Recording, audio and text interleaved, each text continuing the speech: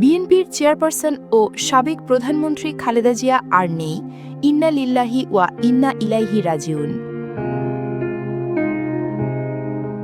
দলের স্থায়ী কমিটির সদস্য সালাউদ্দিন আহমেদ আজ মঙ্গলবার সকাল 7:15টার দিকে গণমাধ্যমকে জানান, বিএনপির ভারপ্রাপ্ত চেয়ারম্যান তারেক রহমান তাকে জানিয়েছেন আম্মা আর নেই।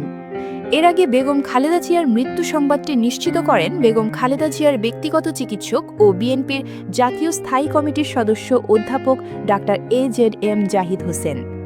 এতে আরও জানানো হয়, এ সময় হাসপাতালে বেগম খালেদা জিয়ার জ্যেষ্ঠ ছেলে ও বিএনপির ভারপ্রাপ্ত চেয়ারম্যান তারেক রহমান, তার স্ত্রী জুবাইদা রহমান, নাতনি জাইমা রহমান, ছোট ছেলের বউ শারমিলি রহমান সিথি, ছোট ভাই শামীম ইস্কান্দার, বড় ভাইয়ের স্ত্রী, বড় বোন সেলিনা ইসলাম সহ সকল আত্মীয়স্বজন এবং বিএনপি মহাসচিব মির্জা ফখরুল ইসলাম আলমগীর, বেগম খালেদা জিয়ার চিকিৎসায় গঠিত মেডিকেল বোর্ডের চিকিৎসকরা উপস্থিত ছিলেন।